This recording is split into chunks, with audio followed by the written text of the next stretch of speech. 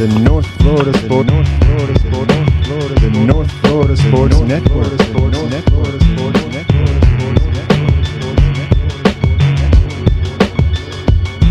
Basic losing is over. The North Florida Sports Network. Hey, welcome back. It's the instant reaction on the North Florida Sports Network. For the first time in 2024, the win for the Noles as they beat the Cal Golden Bears 14-9. That's right, the Cal Golden Bears. Yeah. And give them their first loss of the season. Woo! Feels great, man. Yeah, it does. You know, you feel yourself turning into Randy Quaid from Major League 2, but you want the team to win. Hey, you can't get to 12 wins until you get that first one. Yeah, I got Jimmy Reno on the line. All right, what are your initial thoughts? Glad you won. Glad we won. Did not expect to score more than 7 points the way the offense was going. But right. Beautiful pass by DJ. Yeah. I guess one in every spots, 43. Man. Yeah. They showed he has it. Yeah. I mean, just when they think like, all right, we okay here. Like they had a drive going, and then it's just like, oh, penalty or drop pass or take a sack or miss the wide open receiver. Yeah. Still a lot to for me, then just watching 4 games of this, it feels exactly like when he was trying to make McKenzie Milton work. Yeah. In 21. Right. And like the offense doesn't look any different in terms of the plays being run than it did with Jordan Travis. I mean, dude, it looks bad at certain points. Oh, yeah. it looks horrible. I mean, you have players that aren't capable of running that offense, trying to run that offense. DJ can't. The defense played well. The defense played hard. That's 2 weeks in a row. Really well. And this, they played smarter this game. They did. That penalty on Edwin Joseph was awful. Yeah, he was going for the fumble. And Acho, we got a different broadcaster finally. Acho, finally. A little more positive. Got tired of Lewis Riddick. A little more positive, like of a person. Like that's his style. Yeah, he doesn't hold a grudge against FSU for some unknown reason, the way Lewis Riddick does. But the biggest thing to me with the offense is the play. You take the 4th and 7, for instance. Where he didn't kick the field goal. Right. What's up with that? That was just. Like you got a guy who hasn't missed all year, who can kick the long, who's made it from 59. Like, and with this kind of game, this one is what were we on the 34-yard line, 35? I think it's worth it. It's worth it. You talk about the analytics. And the analytics said to kick the field goal based on the kicker you have and what he's done. That's what they considered as well. And they went out there. They had a play that they liked. Right. It was wide open. Yeah. And DJ physically cannot do that. Oh. He cannot avoid the free rush by enough time to hit Douglas in stride over the middle. That was a touchdown. Right. If he makes that throw, that's a touchdown. And it's fitting that square peg into a round hole that's just never going to work. And at times he'll throw a beautiful pass. Which he did to win the game. And we'll be able to run on some teams, which we were able to run tonight. Should have done more of it. Alex Atkins came back. The offensive line looked a lot better. Now, they looked like complete garbage the first 3 weeks, but so you didn't have much to improve off of. You didn't have Darius Washington against Memphis. He was back. That's your best offensive lineman, whether or not he's playing out of position. He's still your best guy. They did. They played better. I gotta assume that having him back on the sidelines probably added to that. But you've had 3 games to see everything that doesn't work in terms of the running game. So they probably called a much tighter game in terms of the running plays that they were doing. The wide receiver screens need to go away forever. as long as you're going to trot DJ out there. Right. The QB read, it's just not. It doesn't develop. It's too slow developing. Yeah.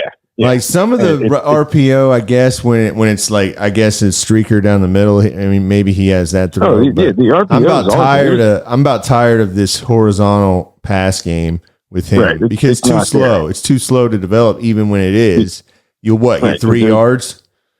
Yeah, and there's no threat of him running the ball. Most likely, you're going to lose 2. I think Jaylen Brown's still averaging negative yards on catches. I mean, yeah.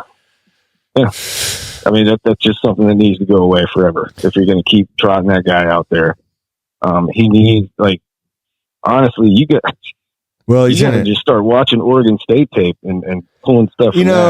He's threw 5 touchdowns against this same team last year with Oregon State. Right. Now, granted, they had a great running back, but still, they had good running back. They had gives, man? Protection. Like, yeah. That's a great question. I think that it was an offense, a passing offense that he was actually fit to run. Right. You're not taking as many I don't think free read chances. I just, when he's got to make quick decisions and split, facing pressure. This offense needs someone quick and agile that can run. Yeah. Right. And I think everything about DJ is just a step too slow for this type of offense. To be out there on that island immediately, you're going to have to face pressure immediately and read it. And he just, they did make some, like, he's just makes, it was a terrible pick. You're down in the red zone. Right. You're going to take control of the game. You'd have to get a field goal there. It's like you that's when you need to be a guy that's been in college forever, and you need to be the experienced leader on an 0-3 team, a chance to go up 2 possessions early. And what kind of game that was? I'm glad they won, but that shouldn't have been as close as it was. It should have at least been 8. The way you came out in the first half on defense and running the football, like, you should have built the lead in the first half. And that's good, though. I want to still assess that I was happy with the effort on both sides of the ball as opposed to just one side. I was happy with the effort. The offense played hard. Yeah. They're just not any good. Right. Overall. They have some if they can run the ball, they're going to need to run the ball. And, I mean, I don't know. You got to catch the damn ball too, Warlock.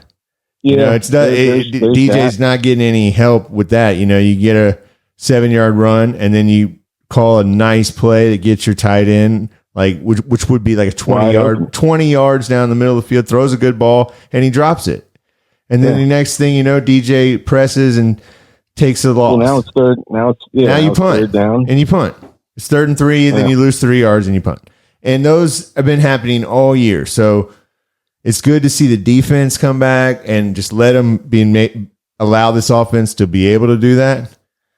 The defense's problems are just communication. Yeah. Experience. Right.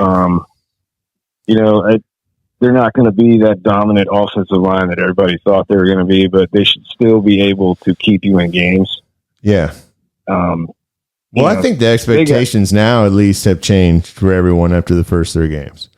I think the word was around. I mean, 1-11 is a possibility. I mean that set in. It's still a possibility. No, it's not. 2 wins is looking really, really, really like almost as a guarantee as your bottom floor, provided you don't lose to Charleston Southern somehow. So you're not going to be a 1-win team. Well, let's go over the numbers real quick. DJ Uwe on the night finished 16 of 27 for 107. Yeah, for 177 yards, 1 touchdown, which was a great pass, and 1 pick, which was a terrible pass. So just about what you expect from him. I mean, that's like an average DJ Uwe line. So, right. But the difference in this game was the running game. Toa Philly, 17 carries, 80 yards. Cam Davis, 7 carries, 25 yards. DJ Uiagalelei had 9 carries, 11 yards, but a lot of that's sacks, and then they down the ball at the end in the shotgun. So, I mean, this is a game that Florida State's defensive line won. Right, they pretty much that was the story of the game. Won. Yeah, and it's about time they needed to step up. There was no unit that had underperformed more. Right. And it wasn't just the starter. You saw some of the young guys getting in there. A good bunch, man. Lyons, Sampson, Grady Kelly. But Josh Farmer was Well, I was good to see. His best game. Yeah, Farmer played well. It was a Marvin Jones Jr. sighting. Yeah, he got a couple sacks of his own. 4 sacks for the defense in the fourth quarter. Yeah, they pinned their ears back. They knew that, and this is. I know that guy scooted for a 28-yard first down or whatever it was, but that guy's not. He's not mobile. No, he's not a guy that's going to kill you with his legs. No. So that's somebody that they should. Listen, man, they got the win, man. Different. They got the win. Yeah. They contained Jaden Ott, who's a really good back. You could see the potential in that kid. He's going to play on Sunday. Yeah, they did a really good job against the run. He got a few runs where you just like, damn, and then they would step up and make the adjustment. And that's what you got to do against a guy like that. That shows me that they're fighting. He finished the game 16 rushes for 73 yards. Yeah, that's and that's what you want. Yeah, that's a win. You don't want that guy going off or break. Yeah, they didn't let any break off. They didn't. All his biggest runs were like 15 yards. So I think his long he had one for 23, but not for touchdown. And you got the big play. I was like, where's the big play? DJ supposed to have a good ball. If you can finally start running the ball, maybe you can get past the defense. And you did just that. Yeah. He hit Ja'Kai Douglas down the sideline. Benson on one. That one to Benson was even more open. Yeah. He's got to hit that. And Benson can do that more. He's that fast. So they didn't even, it was just go. And you got to hit that. I mean, you got to put that out there. You almost need to underthrow that, if anything. Right. Or, don't throw it to the opposite side of the field that the kid's running on. Right. I mean, I get it. You want to throw away from the DB, but come on, man. He made up for it with the pass. Well, right. Beautiful. That was a beautiful ball. Ja'Kai ran right under it, and that was the winning touchdown.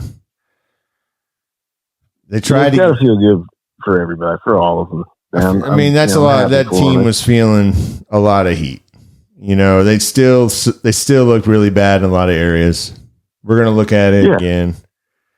But there's ugly stuff. There's more than a few, just absolute shit calls. That Yeah, but what I'm gonna say is Cal definitely came ready to fight, man. Yeah, that was not a team that was not chippy. No, it's a smart team. They were a smart team. They have players. They have they led the damn nation in interceptions, and they always have a good. That secondary is really good. Yeah, really good, really smart. They're experienced players. But I had basic losing is over. Yeah, that's what matters most tonight.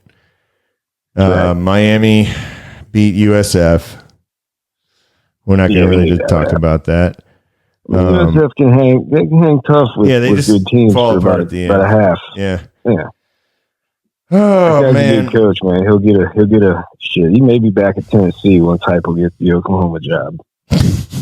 Tennessee took care of Oklahoma. We'll react to those games on Football Monday, but react. I'm looking at the schedule now, man. You're seeing some teams look kind of beatable. Maybe Florida State can figure something out to get a few more wins on the schedule. Yeah. As horrible as we were feeling yesterday. Thinking 0-12 was an actual legit possibility, but started, wondering, but there was some fight. There's still a lot of holes. Hopefully they can improve. Yeah. You had to go. You gotta improve. Yeah. They take it on the road next week. SMU, baby. Yeah. Yep. Oh, man, I think it'd be good for them. For 8 o'clock? Yep. I'm not going to be able to make that whole game. Damn. Feels good, man. Feels good. Yeah, it was nerve-wracking, and it was painful to watch at some points. Yeah. But you keep telling yourself, well, hey, Cal's 3-0, and they went into Auburn and beat them. Right, and our defense is playing well, and we just can't screw it up. You made the pick. It was terrible, but he didn't do it again. Nobody fumbled the ball.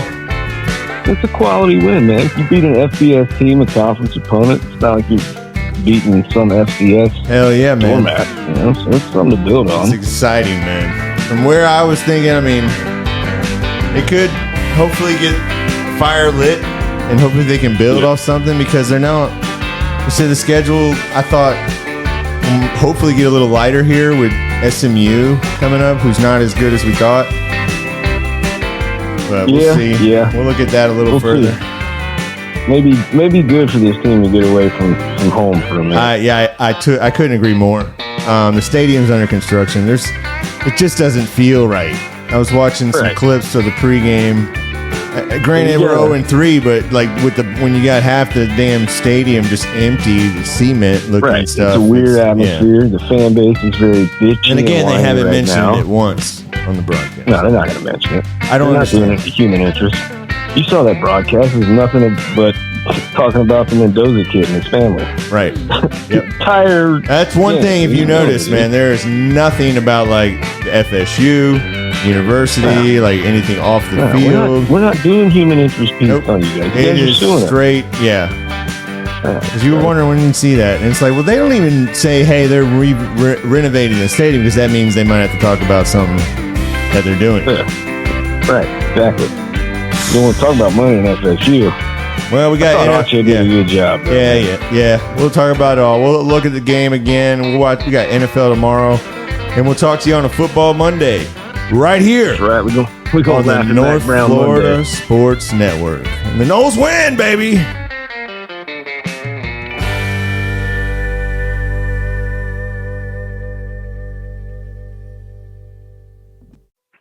We had to go.